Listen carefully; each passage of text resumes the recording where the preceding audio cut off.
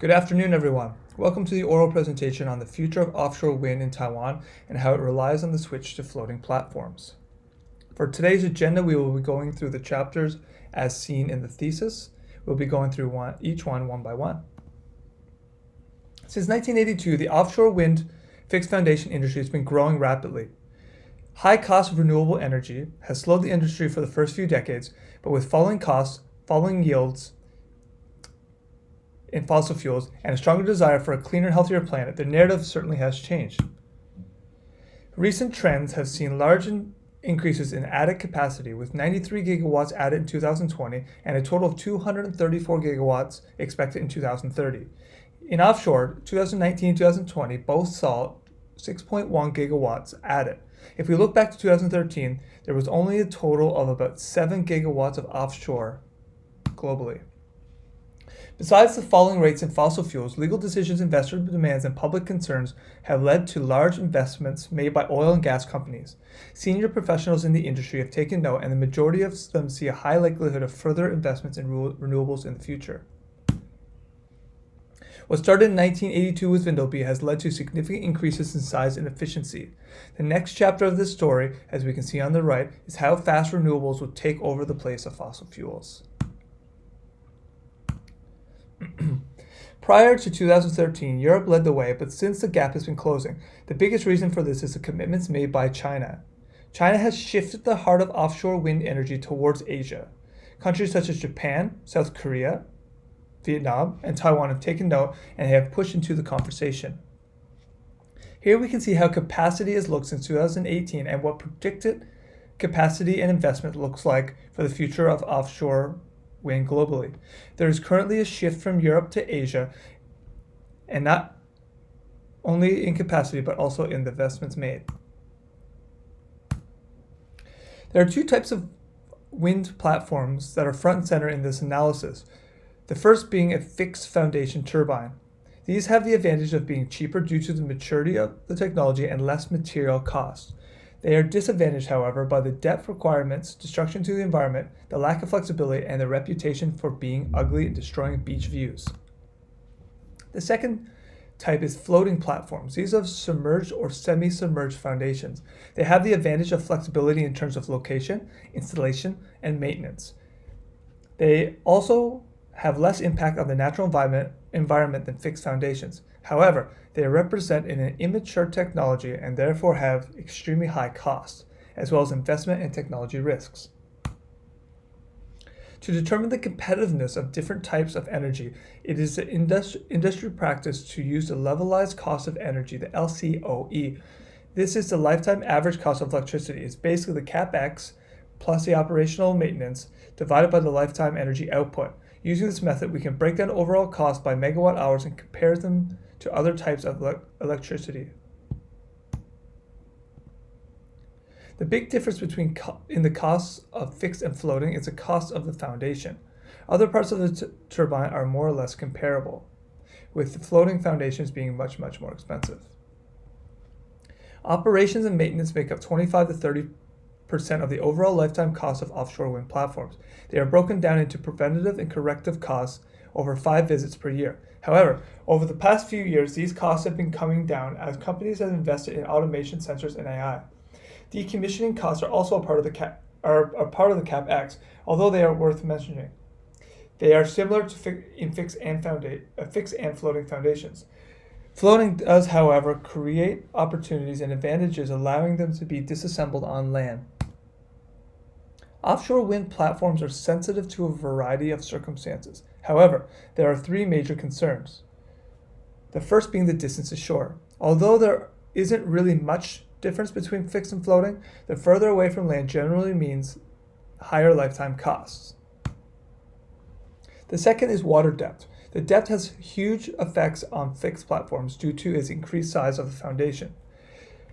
The deeper the water, the higher the cost. Floating platforms, however, as we can see from the mostly horizontal brown, yellow, green, and orange lines, are less affected by water depth. Capacity load factor is the average generated power of a turbine divided by the rated peak power. So as an example, 4 megawatt turbines that are averaging 1 megawatt in capacity load factor is about 25%. These factors affect both fixed and floating platforms. However, it is more likely to achieve higher and more reliable capacity load factors further out to sea. Design is also a factor for capacity factors. Turbines are designed so that they can reach a specific load factor rating. This is done for financial reasons. Generally, as 2021, the average is 33% and 50% would be considered some of the best. Modeled experiments have shown an increase in installed capacity and has led to lower LCOE rates, thus showing how learning effects can be positive with more capacity. Factors such as technology, farm size, and manufacturing economies of scale attribute to these advantages. It's likely that floating foundations mature, we will also see these advantages, and it will continue as the new branch of the industry. As seen on the right side, capacity continues to increase globally for offshore wind each year. Over the past 12 years, we have seen costs drop in the offshore wind industry.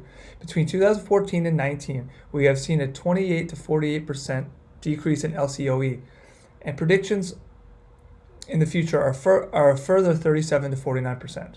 As we can see, the costs of fixed platforms are fairly stable, whereas floating is all over the place. However, we do see a downward trend, and it is predicted that these will continue to decline rapidly. We see these predictions again in the eastern United States, where right now it only makes economic sense to build floating platforms in over 90 meters of water. And in 10 years, these drop down to 65. The reasons that we see them popping up now is that the technology is allowing costs to rapidly decrease, creating excitement for the future and having to get ahead of the technology. There are, of course, some non-monetary costs as well, the first being the lack of territory available for fixed platforms. Issues arise from water depth restrictions, ecological areas, and the quality of ocean floors for installing these foundations. Another concern is from local residents. They are concerned about what these farms will do for the fishery, tourism industry, and beach views. The third concern is the impact on marine life. It is well documented that construction noise, sedimentation, among other issues, affect these creatures. The final concern is for birds. There's a high collision rate for birds and wind turbines. Luckily, there's been progress as systems such as birdcast have been created to help warn incoming flocks.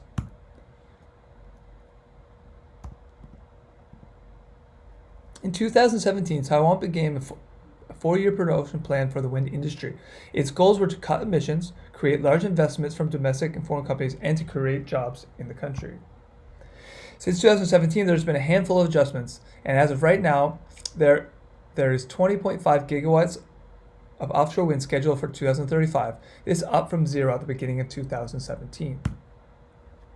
Feed-in tariffs, or FITs, are guaranteed rates offered to developers. In Taiwan, they began in 2009 and are set for 20 years. However, they have been somewhat up and down in Taiwan due to political pressure by opposition parties and lobbying effects by developers. With that being said, there is a bidding process, and over the years we have seen developers look into the future and go beyond the suggested rates. In Taiwan, for example, the bids were much lower than Taipower's regular rate, creating the notion that developers are hoping to sell to local businesses instead of to the public grid. According to the World Bank, Taiwan has some of the highest per capita consumption rate higher than some G7 nations. This despite having lower GDP. The manufacturing industry has high energy demand, and an important part of its economy as it employs about 26%. It's no wonder that Taiwan is very protective of the industry while allowing it to consume high amounts of energy. Rivalry between the US and China has changed supply chains across Asia, and companies are looking for alternatives. In 2019, 3 US ministries even penned a letter to large multinational companies to boost their presence in Taiwan. Taiwanese companies are also returning and have made investments of over 1 trillion NTD as of 2020. The Paris Agreement, signed in 2015, adopted a framework to cut emissions by 2050. This has led organizations such as the Climate Pledge and the RE100 to push large multinational companies to achieve carbon neutral goals even faster. These companies, such as Apple, have famously committed to becoming 100% carbon neutral throughout their supply chain. Taiwan, as the second largest supplier to Apple, has had to take note. Taiwan, however, can take advantage of this by advertising its high level of engineering, high tech, and manufacturing strengths and combine them with its renewable energy. They should be able to develop an attractive package for investments. However, as we saw in 2021, Taiwan needs to work on its rolling blackouts, water shortages, while continuing to boost its renewable energy to make this feasible. We can look just briefly at how the demand for energy interacts with the supply. Electricity plants are heavy suppliers of basically all types of energy, but specifically we can look how the industrial industry has the highest demand using the highest amount of dirty forms of energy. Taiwan has some of the highest import rates in the world. Since 2004, it has imported at least 97.9% of its energy, which would rank it even higher, if it was included, than Luxembourg, which ranks the highest globally. What else is important is the type of energy being supplied. Coal and oil are ranked as the dirtiest and most dangerous types of energy, but due to its ease of storage and low cost, Taiwan uses these more than any other energy. The Taiwan Strait has some of the best conditions in the world, making it ideal for offshore wind industry. As of May 2021, 4C Offshore is ranked 32 of the top 50 current projects coming from this area. Back in 2011, the Taiwanese government released the map on the left, predicting how valuable this resource can be. However, as we can see, some of the best locations are located in deeper water, making it important to push for turbines capable of reaching these winds. There's also a lot of competition in the strait as China continues to push quickly. Recent news points to China also building farms just outside the coast of Matsu. There are a variety of concerns by local residents in Taiwan about supplying wind power and other types of energy. The first is the environmental impact. Issues in Pingdong, Zhiben wetlands, the Greater Changhua Southeast Project, and issues around a 7,000-year-old reef are highly sensitive. These issues have been built around protecting life and preserving ecological areas from development. Next is the way of life of local fishermen. As discussed earlier, there are concerns about marine life. Fishermen are concerned their way of life is in jeopardy and they will not be fairly compensated because of these wind farms. Finally, there is a glaring lack of talent in the wind industry in Taiwan. Although there have been programs that have been set up to reduce some of these issues, there are reports that suggest that there will be a skills mismatch until at least 2023. There is increased competitive in the region by China, Japan, South Korea, and Vietnam. We can see from these maps just how many large projects are being introduced. Localized industries and competitive labor costs foreshadow a highly competitive market. It is Taiwan's goal to build a local supply chain and create a hub for wind-related manufacturing and services. Taiwan is sensitive to the success of the manufacturing industry. However, with building a competitive industry from scratch and the time constraints due to local competition, there are worries that the localization requirements will suppress competition, maintain high costs while having low quality standards. Not to mention, if all of these countries have strong localization concerns, where will Taiwan export in the future? Ports in Taiwan have traditionally been used for fishing and until recently were not suitable for offshore wind. Although there have been new infrastructure projects at some of these ports and work with grid capacity, these are and will be suited for fixed platforms. To protect the future of the industry, it is important to ensure that these projects can be used for floating platforms. As territory is dwindling with every new farm and renewable demand growing, these turbines will need to soon be further out. The lack of oil and gas is also a disadvantage for Taiwan. As seen in these maps, the North Sea has the highest concentration of oil and gas platforms and offshore wind platforms. Equinor has gone as far as say that these platforms are a new kit with the same wrapping, and these platforms are even better suited for wind. Also, companies in this area have been building supply chains to support these types of industries for decades. In the UK, Ørsted has contracted with over 100 companies for over 15 years. Closer to home, the JX Nippon Oil and Gas Company have been in the industry since 1933. The CPC Corporation in Taiwan, on the other hand, has very limited experience. There are some notable opportunity costs for Taiwan's push into offshore wind. In 2021, the government's budget was around 2.1 trillion NTD, with revenues projected to be about 2 trillion. Already we can see a gap. Although Taiwan has been working with multiple types of renewables, such as solar and hydro, funding isn't unlimited. The OCOE for many of these types of renewables has been climbing rapidly, and picking a winner isn't always easy. Luckily for Taiwan, there's an absolute advantage of having some of the best areas in the world for wind energy. On the other hand, hydrogen has been very popular lately, and some see it as the next big thing. The advantages of hydrogen are that it's clean and can be easily stored. Also, it can be created using other clean energy sources such as wind. There are trials happening all over the world and more to come online soon. In Denmark, for example, there's an expectation that the new H2RES project will be capable of producing 1,000 kilos of hydrogen every day. For scale, a kilo of hydrogen is equal to about 33.6 kilowatt hours of electricity. An average home in the US uses about 28.9 kilowatts per day. This is important since wind speeds don't always balance the demand, and because energy storage from batteries is still extremely expensive. Hydrogen is certainly something to keep an eye on. Europe has been designing and developing pilot floating wind platforms for over a decade. However, with the first floating demonstration in 2009, there has only been about 12 years of development since. Also, as the first full-scale wind only went online in 2017, and the bigger wind float Atlantic in 2020, there's even less runway to make up compared to almost 40 years with the fixed platforms. Even now in Europe, they're still experimenting with ways to cut down costs, such as the hexagon twin turbine with a single foundation. However, things are moving fast. In the US, it is estimated that 58% of wind energy is found in deeper water than 60 meters. Companies such as GE are working on systems to cut down on masts to make these farms more profitable. In China, similar things are happening, such as the Mingyang Smart Energy has recently developed an advanced floater movement strategy to collect data, better adapt to balanced floating turbines to lower the cost of CapEx operations and maintenance. South Korea has also jumped into the floating market after the announcement of their 6.1 gigawatt floating farm called Donghua 1. Not only are they pushing into the floating market, but they've also projected production of 84,000 tons of hydrogen per year using 20% of the farm's capacity. There is still time for Taiwan to catch up, but not if they are fixated on fixed foundations. With Taiwan's experience in chip and sensor manufacturing and development, a history of high tech, a labor force of engineers, and strong manufacturing industry, they should be able to cut down on the learning curve of producing what it takes to be a threat in floating foundations.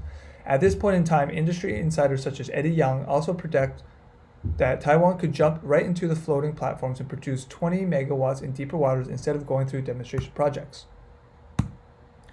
A reliance on dirty imported energy is an issue in Taiwan that needs to be addressed. So too the rising demand for clean energy from both domestic and multinational companies. Soon Taiwan will run out of territory for fixed wind farms and will fall behind in the industry. Furthermore, as the industry changes to floating platforms, they will have to again invest in new infrastructure projects to cope with these types of foundations. As pressure continues to rise from regional competitors, Taiwan will have to make a decision about how fast it can catch industry leaders by closing learning gaps and pushing into new, more efficient technology. These are big asks for a country just starting their journey, but ultimately will decide its fate. It is of utmost importance that Taiwan makes similar moves to its rivals by quickly increasing capacity to push into the industry while piloting or building its own floating farms and stepping into the world of hydrogen storage. This may mean lessening the restrictions on localization, widening agreements with offshore developers or oil and gas companies. But as we have seen with the TSMC deal with Ørsted to purchase entire farms, there is demand. To be successful, Taiwan will have to think about the next 10 to 15 years while investing in education, infrastructure projects, and energy storage. To protect these long-term investments, these projects will have to be developed for floating platforms. If Taiwan wants to grow an industry and attack successful companies, it will have to faster develop its market by utilizing its comparative absolute advantages well before the target set in Paris for 2050 and requirements set by the RE100 and Climate Pledge. There are certainly arguments about which type of energies to invest in or even if they want to mix it up. Becoming a leader and playing catch up won't be easy. However, Taiwan will have come from 0 to 20.5 gigawatts of offshore wind by 2035 and will have 20% of its energy supply coming from renewables by 2025. The island's premium location creates vast opportunity and there's potential for Taiwan to become a leader in the offshore industry if it wants to commit to switch to floating platforms. Thank you. Thank you.